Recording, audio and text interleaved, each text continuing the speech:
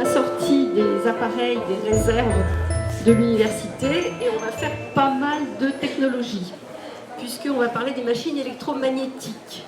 Vous avez sûrement déjà vu ce genre de publicité qui vous dit que vous pouvez recharger votre téléphone portable en pédalant. Ça, c'est quelque chose qui est à Saint-Exupéry, à l'aéroport. Il paraît qu'il y a la même chose à la gare de la Part-Dieu. Je vous ai trouvé aussi là, une publicité pour une lampe avec, vous voyez, une nouvelle technologie, la pression à la main. J'en ai une aussi là, voilà, celle-ci, on tourne, ça marche. Donc vous avez tous déjà vu ce genre d'objets qui fournissent de l'électricité. Donc soit en tournant, soit en pressant. Or, ces objets-là, ils ne vous fourniront jamais d'électricité. Pourtant, vous tournez aussi et vous pompez aussi. Donc il y a bien quelque chose ailleurs. C'est ce qu'on va voir un petit peu, sachant qu'on va étudier un phénomène qui s'appelle l'induction magnétique. Donc les physiciens connaissent bien, c'est un phénomène qui a été découvert par Faraday en 1831. Le dispositif expérimental est tout simple, une bobine de fil, elle est là, un aimant, il est là, et puis un appareil de détection. Alors, les appareils de détection qu'on va utiliser, ça va être soit des galvanomètres, galvanomètre c'est un ampèremètre très sensible, soit le voltmètre qui est à côté, suivant la machine qu'on va utiliser. Vous avez dû voir le spot partir. D'un côté, quand on ressort l'aimant, le spot va dans l'autre direction. Si on retourne l'aimant, on voit qu'on a changé le sens du mouvement du spot. Si maintenant Luc met l'aimant parallèlement à la bobine, vous voyez que le phénomène est beaucoup moins important. Donc ça, c'est le phénomène d'induction magnétique. Le courant change de sens avec le sens du mouvement, le courant change de sens avec le sens de l'aimant. Et puis, plus le mouvement est rapide, plus le phénomène est violent et dure moins longtemps. Alors ce phénomène, on va le retrouver sur un autre dispositif qui va être le rail de Laplace. Mais pour que ce phénomène existe, il faut automatiquement 3 éléments. Un champ magnétique qui va être créé par ce qu'on appelle l'inducteur, donc pour nous là c'est l'aimant. Un conducteur électrique qu'on appelle l'induit, pour nous c'est la bobine de fil. Et puis il faut qu'il y ait variation du champ magnétique par rapport au courant, au circuit électrique. Alors le deuxième dispositif expérimental qui traîne dans tous les établissements scolaires, c'est ce qu'on appelle le rail de Laplace. Alors monsieur Laplace n'a pas inventé ce rail-là parce qu'il est mort avant la découverte du phénomène d'induction magnétique. Mais il avait étudié ce qu'on appelle la force de Laplace, d'où sans doute le nom du dispositif.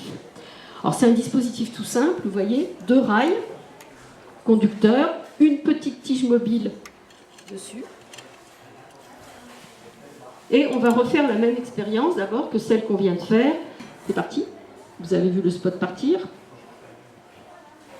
Et dans l'autre sens. Bon, on ne retourne pas les aimants parce que ce n'est pas très pratique, mais ça serait la même chose. Alors, on travaille là en générateur. On fournit de l'énergie mécanique et on récupère de l'énergie électrique.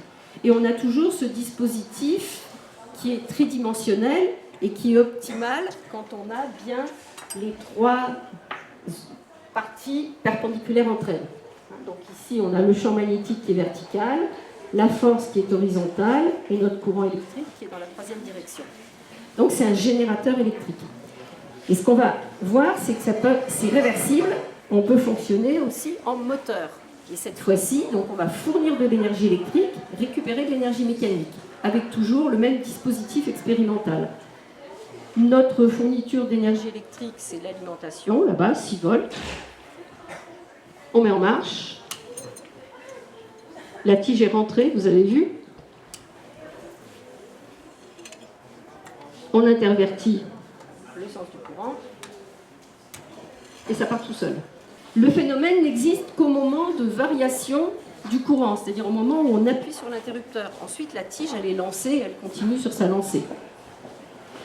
Donc là, on voit bien qu'avec le même dispositif, on a soit un générateur électrique, soit un moteur. Et c'est ça qui va être utilisé ensuite dans toutes les machines électrodynamiques qui servent à produire de l'électricité et dans tous les moteurs électriques.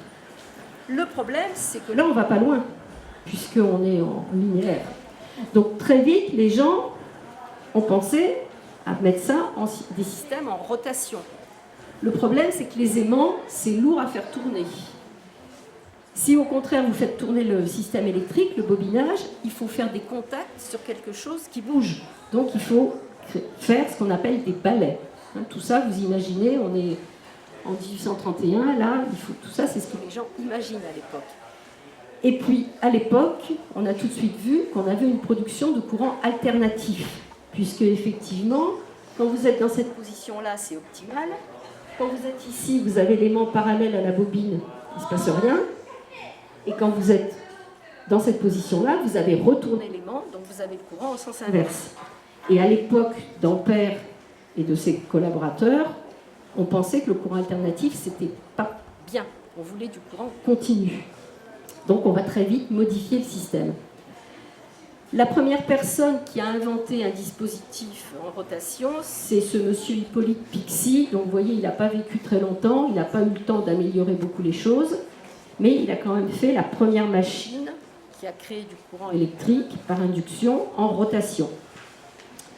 Très vite, Ampère lui a demandé d'inventer un dispositif pour avoir du continu et non plus de l'alternatif. Et ce dispositif, c'est ce qu'on appelle le système de collecteur. Donc vous avez un schéma, là, ça consiste à avoir une bague coupée en deux, de façon à récupérer du courant toujours dans le même sens. Et vous voyez, la machine qui est représentée, là, elle a son dispositif de collecteur. Elle est plus sophistiquée que celle qu'il y avait avant. Donc machine de Pixii, on n'en a pas. Mais nous, on a des machines un peu plus élaborées qui ont fait suite à celle de Pixii. Donc là, vous voyez, Pixii, il faisait tourner l'aimant. Donc ça, on a dit que ce n'était pas pratique. Donc première étape suivante, ça a été non plus de faire tourner l'aimant, mais de faire tourner les bobines, ce qui était quand même un petit peu plus pratique. Et ça, c'est la machine de Clark. Alors celle-ci, on en a une, elle est là-bas. Vous voyez que cette machine a ses bobinages devant l'aimant, et un dispositif très complexe pour relier la machine au circuit extérieur. Le dispositif complexe, il est là. Nous, on l'a. Et vous voyez qu'il y a des lamelles ou des fils électriques, plusieurs choses, plusieurs combinaisons possibles de câblage. Monsieur Clark, avec sa machine, il a essayé toutes les possibilités. Vous voyez qu'ici, il vous dit qu'il peut faire de l'électrolyse. Là, il a mis un filament qui fait chauffer. Et puis, il l'a utilisé, parce que c'était la mode à l'époque, aussi pour des applications médicales. Alors, applications médicales, vous voyez, c'était avec deux poignées, qui sont ici, que les gens tenaient. Et voilà ce que ça pouvait vous donner. Texte sortant d'un manuel du 19e siècle. Si vous lisez, d'abord, effet de l'appareil de Clark, effet physiologique. Et puis, plus on tourne vite, plus les commotions sont fortes, jusqu'à une certaine limite, parce qu'après, la machine ne suit plus. Mais on vous dit que les muscles se contractent avec une telle force qu'ils refusent d'obéir à la volonté. On ne peut plus lâcher les poignets, et avec un appareil bien construit et de grande dimension, on ne peut résister à la durée de la commotion. Celui qui veut persister et renverser se roule par terre et cède bientôt à la souffrance. Donc, vous voyez qu'on utilisait ça de façon violente. Alors nous, on a une petite machine, elle n'est pas nécessairement très efficace, mais hier, il y a des gens qui ont essayé, et effectivement, quand on tourne, on ressent une petite décharge. Donc après, tout à l'heure, s'il y en a qui veulent essayer... Est-ce qu'il y en a parmi vous qui veulent essayer tout à l'heure? On va essayer.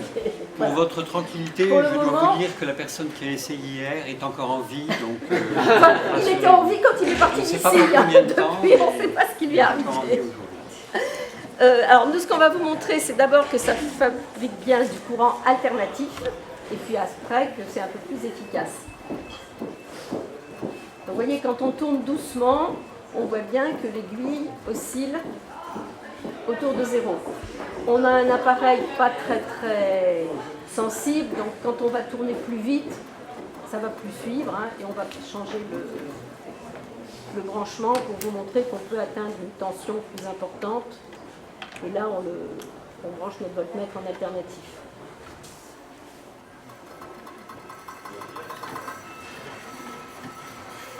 Et donc là, on est sur le 10 volts. On est sur le 10 volts.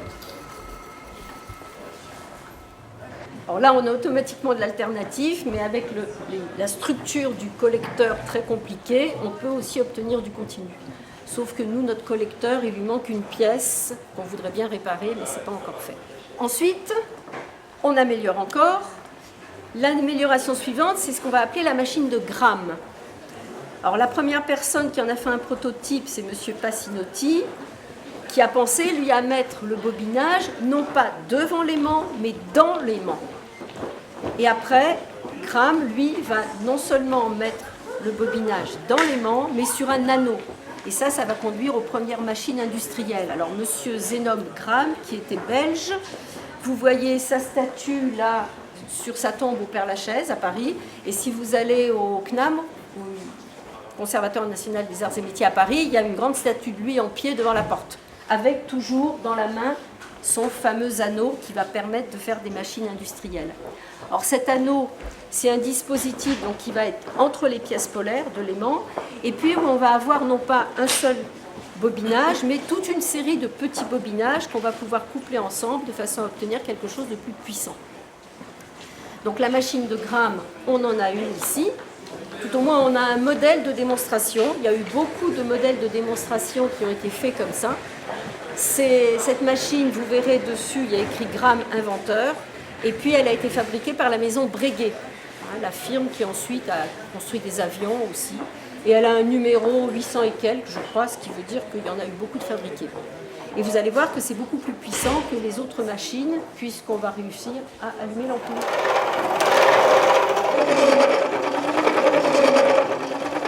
Alors notre ampoule, c'est une ampoule 12 volts, 40 watts. Donc on arrive à une puissance pas trop, beaucoup plus importante. Et puis, on a dit tout à l'heure que le système était réversible. Et là, on peut montrer facilement qu'effectivement, le système est réversible. Vous voyez que la machine, elle a été prévue pour être réversible, puisqu'il y a une grosse poulie derrière qui permettait de l'utiliser aussi en moteur.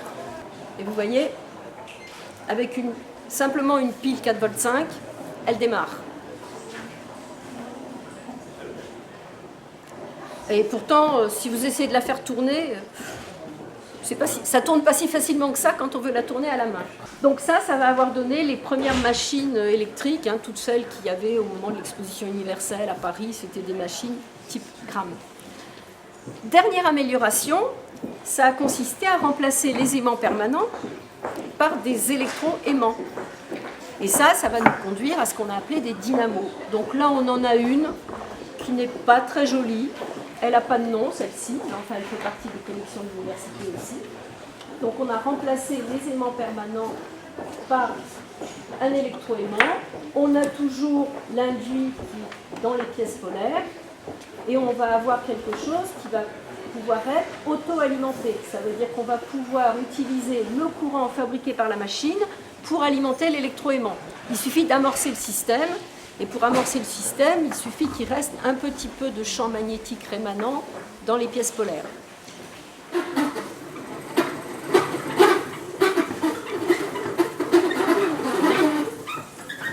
Dernière amélioration, pour arriver aux machines industrielles actuelles, ça a été fait par Werner von Siemens, donc toujours pareil, la famille, lui et puis ses nombreux frères et cousins, etc., qui ont fondé la firme Siemens, et qui consiste à enrouler les bobinages sur des tambours et non plus sur un anneau. Alors là, c'est un petit peu complexe. Donc là, on a dessiné 2 tambours, mais en fait, vous avez vu, Gram, c'était simplement sur un anneau. Et ici, quand les 2 fils sont bobinés comme ça, les 2 fils sont en même temps sous la même pièce polaire. Ça veut dire, et le courant passe en sens opposé. Donc en fait, les 2 effets se compassent pas exactement, mais c'est pas optimum. Alors que si vous faites un bobinage comme ça, ce fil-là va être sous une des pièces polaires, alors que celui-là va être sous l'autre pièce polaire, et du coup, l'effet va être double. Ce qui fait qu'actuellement, toutes les machines industrielles ont des enroulements en tambour. Donc j'en ai récupéré quelques-unes là. Vous voyez, on voit bien que c'est en tambour. Le problème technologique étant après de bien enrouler correctement les fils à ce niveau-là. Apparemment, c'est pas si simple que ça d'avoir des fils sont correctement tordus à ce niveau-là. Et puis vous voyez, vous avez toujours le collecteur là. Et le collecteur, au lieu que ça soit simplement 2 morceaux, c'est tout plein de lamelles, parce qu'on a toujours toute une série de spires, comme on avait dans l'anneau de gramme, toutes les petites bobines. Donc on a rassemblé tous les éléments technologiques. L'amélioration faite par l'anneau de gramme, l'amélioration faite par l'enroulement en tambour, le collecteur éventuellement, et on a les machines actuelles. Voilà.